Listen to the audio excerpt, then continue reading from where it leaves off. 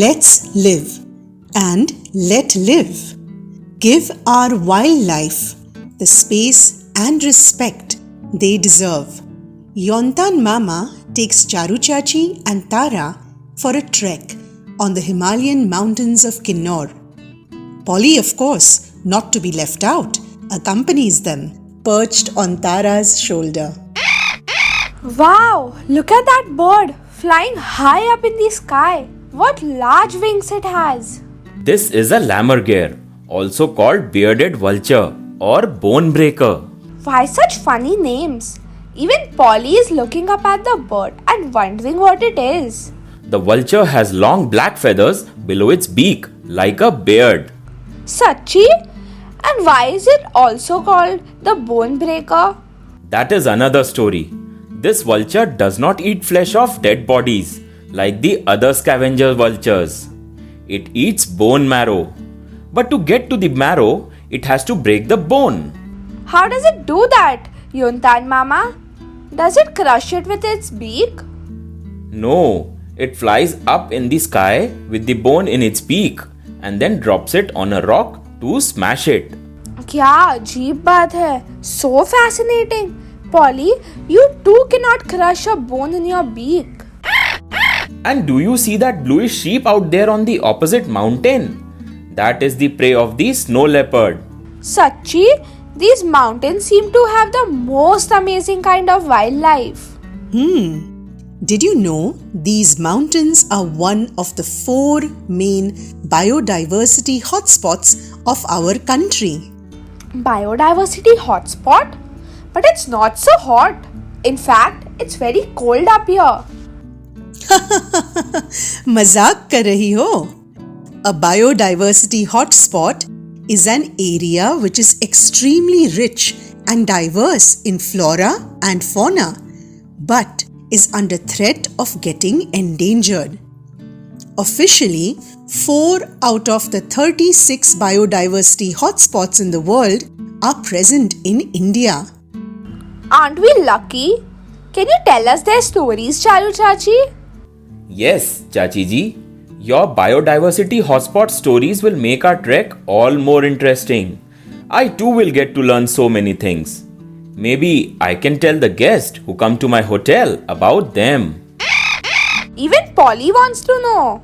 Let us begin with the Himalayan biodiversity hotspot, where we are standing.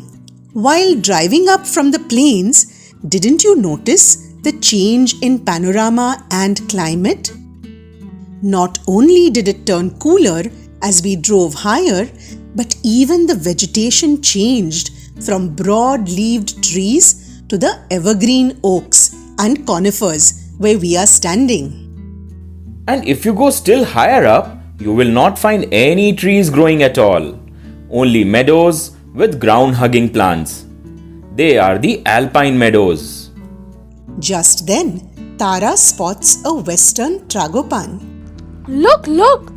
What a beautiful bird! What lovely colors it has! Ah, that is the western tragopan. The male shows off during courtship by erecting 2 blue horn-like feathers and inflating its purple throat. And what's that furry animal peeping at us from the branches of that deodar tree? It seems to have a bright patch of yellow on its throat. Did you see it, Polly? Looks rather handsome. That is the yellow-throated pine marten. At one time, people used to hunt this poor animal to make caps and mufflers out of its fur. Now it is considered as a punishable crime to hunt it. What about alpine meadows, Yontan Mama? What kind of wildlife do you find there? Oh, the alpine meadows look beautiful around July-August when flowers like the Himalayan poppy and Brahma Kamal bloom. At the very high altitudes live the snow leopards and their prey, the ibex and bharal. Now that Yontan Mama has told us about the Himalayan biodiversity, let us move on to the Western Ghats, which have recently been declared by the International Union for Conservation of Nature as a World Heritage Site, and rightly so. The montane tropical rainforests On these slopes shelter a variety of animals like tigers, black panthers, and leopards. Wow! Did you hear that, Polly? What else, Charu Chachi? In the southern forests live the highly arboreal and shy lion-tailed macaques who are in grave danger of going extinct as man's activities are causing their forests to shrink. And during the monsoon, one gets to see the weird-looking pig-nosed purple frog in these forests. Naturalists are still discovering new species of frogs, Sicilians and spiders here. But at the same time, many species are sadly disappearing too. What about the third hotspot, Charu Chachi? Coming to that, the Indo-Burma region, one of the largest hotspots, covers Myanmar, Thailand, Cambodia, Vietnam, and also includes the Gangetic Plains, areas around the Brahmaputra River, and parts of Andaman and Nicobar Islands. That's huge. Yes, this is because there are a lot of rivers besides the Ganga and Brahmaputra that deposit rich alluvial soil on the plains there. So, there is a lot of vegetation that supports a lot of wildlife, right? Although it is one of the most biologically rich areas, it is sadly the most threatened. Many of the species found here, like the muntjac, have rarely been seen by human eyes. Threats such as illegal wildlife trade and habitat loss hang over them like a sword. This biodiversity hotspot needs more legal protection. Bilkul sahi. Now let us move to the Sundaland hotspot. The part of India which falls in this hotspot is the Nicobar Islands. And which are the animals found here? This hotspot is home to iconic species like orangutans, pig-tailed langurs, and Javan and Sumatran rhinos. What about the Sundarbans, Charu Chachi? Don't these mangrove forests too have a lot of biodiversity? Oh yes, the Sundarbans, a set of 104 islands formed by the Ganga-Brahmaputra Delta, comprises the largest mangrove forest in the world. Here, in this World Heritage Site, the Royal Bengal tigers swim in the creeks, the Gangetic dolphins play in the rivulets, while the estuarine crocodiles bask on the river banks. Polly, if you were to ever go there, you would have to take great care the tigers or crocodiles didn't try and hunt you. Don't worry, Polly, I'm only joking. Those wild animals have their own prey. Besides these prominent species, the Sundarban forest also harbors innumerable species of birds, mammals, and fish. But Masterji told us that the rising sea, owing to global warming, proposes grave danger of drowning these beautiful islands. What about the grasslands of Assam where we find the one-horned rhinos? Can you tell us about that place, Chachi ji? Oh yes, the world's tallest and rarest grasslands are found in the Terai Duar savanna region, which form a narrow stretch at the base of the Himalayas, a continuation of the Indo-Gangetic Plain in Assam, Nepal, and Bhutan. These grasslands are fed by the rich silt deposited by the monsoon floods every year. The elephant grass is not only home to the one-horned rhinoceros that appears like grey boulders in the tall grass, but also the Asian elephants and sloth bears, among other animals.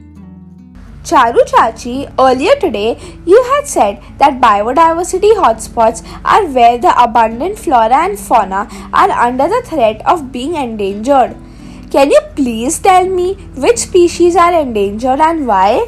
The list of endangered species is very long, but I will tell you about some interesting ones. I too would love to know all about these species, Chachi ji. You are a walking, talking encyclopedia. We all would love to. Even Polly. You know, Polly is so smart. He understands many things.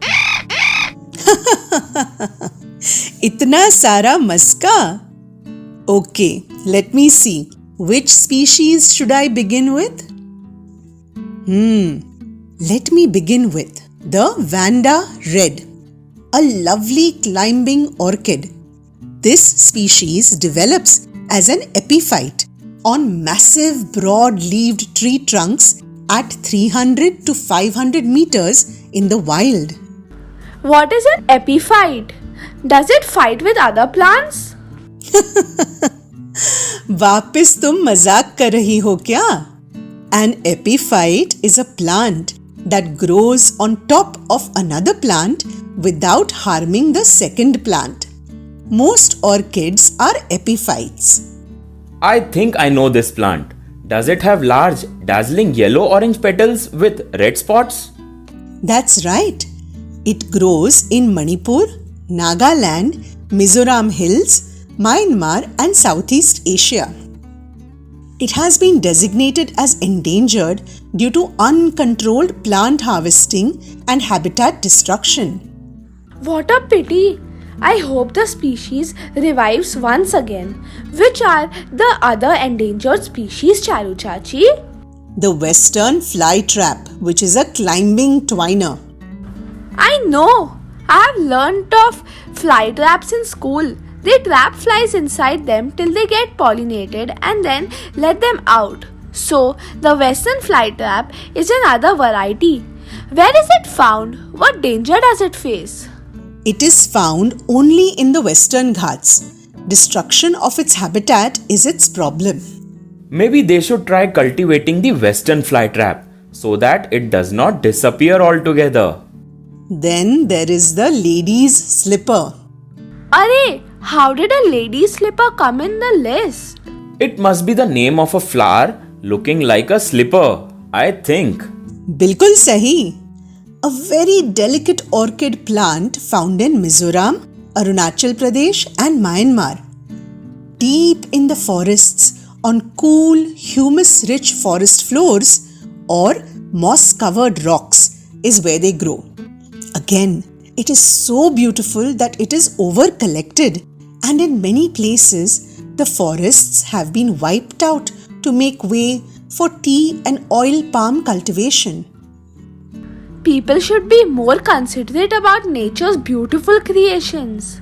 There is one more plant I must mention, the Himalayan Rafflesia. You must be knowing about it, Yontan. Arey haan, I have heard of it. A large beautiful flower found on the ground in moist forest. It is a root parasite, drawing nourishment from the roots of other plants. But as much as it is beautiful, you would not want to go near it as it has a terrible odor. It specially gives off this odor to attract its pollinators, the flies. They love the smell of rotting flesh. This species has gone so rare that it is given special protection in the Namdapha Wildlife Sanctuary. But can't this plant too be cultivated? Since this plant is a parasite, it is difficult to make it grow on the roots of specific plants.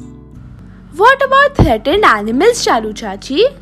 Yes, I was just about to discuss animals. Maybe we should begin with our national animal, the Royal Bengal tiger. Ah, such a beautiful animal it is too. To save the tiger from poachers and hunters, a tiger conservation program called Project Tiger was started in 1973. The project covers 50 national parks and sanctuaries. But why would people want to kill such a beautiful animal? There is a huge demand for all the tiger parts in the eastern countries. They offer lakhs of rupees. So naturally, people living around those forest areas get tempted by the money and trap or even kill them. In the 20th century alone, the world has lost 95% of its tiger population. What a pity! The elephant too has a story similar to that of the tiger. But why would they want to poach this gentle giant? Because of his tusks, which people value as ivory, make jewelry and all kind of ornaments out of them. Also nowadays, there are many conflicts between man and elephant. Elephants go migrating from one forest to another after the vegetation where they are stationed gets depleted to some extent. They are voracious eaters and eat tons of plants in a day.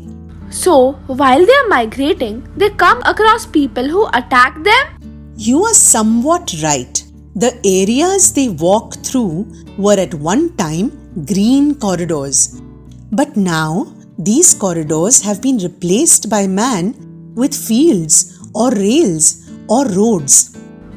So, when they go to the farmer's field, the farmers don't like it? Yes, they often put electric wires or traps that may kill them. Or the elephants may even get killed while crossing the highways or railway lines. कितनी उदासी की बात है. I know of another animal here in the Himalayas, which is now endangered. The Himalayan bear. This beautiful animal is being hunted for its fur, flesh, and even its gallbladder, which people believe has medicinal value. There are less than 750 now left here in the mountains. Sachi? Let us now move on to a river reptile which is critically endangered and which is found along the rivers Ganga, Chambal, Mahanadi and Brahmaputra, the gharial. Is it like a crocodile? Yes and no. Unlike a crocodile, it has a narrow snout, which in the males ends in a bulbous outgrowth like a pitcher or ghada as we call it. Is that ghara supposed to attract the females? The male calls out to draw the female's attention and the ghada amplifies his call to make sure she hears him. These reptiles were at one time critically endangered as they were hunted for their skins that were used to make bags and other items. In 1970, their number had gone down to just 75 individuals. But after being bred in captivity, they have come up to 760. I hope their numbers keep rising. Any other success stories, Chachi ji? Yes, the story of the sloth bear. Tell us, please do tell us. These poor bears used to be captured from the forests at one time by people called Madaris. They were then trained to dance by making them walk on hot plates. The Madaris used to keep them on chains like dogs on a leash by using rings that passed through their nostrils. The bears were used to entertain people and earn money. That is very cruel. Indeed it is. But fortunately for the bears, an all-India campaign was initiated to save these poor animals and keep them in rescue centers. After habitat destruction, what is most affecting our wild animals nowadays is the rampant wildlife trade. Pangolins are bought in large numbers for their scales, which are supposed to have medicinal value, and for their meat. Sharks are hunted and killed just because shark fin soup is a delicacy. But we have wildlife protection laws, don't we? Unfortunately, they are not being followed so strictly. Many animals like the Indian star tortoise became so popular as pets that the exotic pets trade has greatly endangered them. But isn't that very selfish to keep wild animals as pets, taking them away from their homes just for our pleasure? Very true. Of course, Polly is our pet, but his story is very different. I had rescued him when he fell out of his nest hole, when he was very small and couldn't even fly. The crows were out to attack him. And then he became so used to me and my home, I tried several times to release him into the wild, but he kept coming back. But you don't keep them in a cage, Charu Chachi, and he has all the freedom to fly wherever he wants, don't you, Polly? Coming back to the issue of wildlife, they are also getting disturbed by the ever-increasing human population. People have begun to live in the periphery of sanctuaries and protected areas. They even take their cattle into the forest to graze. Along with the settlers may also come stray dogs. This is exactly what is happening here too. People have begun settling too close to snow leopards' territories. You can't blame these animals when they sneak into people's settlements, where they find easy prey such as the cattle. And then the people will blame the snow leopard and try to drive it away from its own territory. Bilkul sahi. Charu Chachi, can you suggest what I can do to help the wildlife after we return home? You could create an artificial wildlife garden reserve. You will be surprised to see how many birds, insects and reptiles get attracted, and soon your garden will be alive with all this life. I will do the same around my hotel too. Tara, would you like to help me while you are staying here in Sangla? Tara did not need any more telling. She jumped to the idea of creating a wildlife reserve around Yontan Mama's hotel, La Grande Shangri-La. This is what they did. They grew flowering plants which attracted birds, butterflies, bees, and a host of other insects like beetles and bugs. They kept bird seeds and bird baths too. In one corner of the wildlife reserve, they kept a mound of rotting logs and covered one end with a mound of dead leaves. This was to attract geckos and skinks. And very soon, Yontan Mama's hotel garden became famous, teeming with wildlife. His guests would spend all day photographing the wild visitors. We must protect all the animals. Do our best, we must endeavor. We must respect their habitats before they all just disappear. Wildlife, wildlife, it's what sustains Mother Earth. Wildlife, protect the wildlife. Do your best, please endeavor.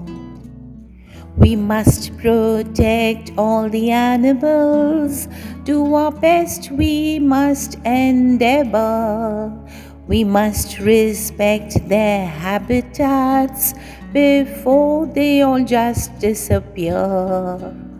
Wildlife, oh wildlife, it's what sustains Mother Earth. Wildlife, protect the wildlife. Do your best, please endeavor.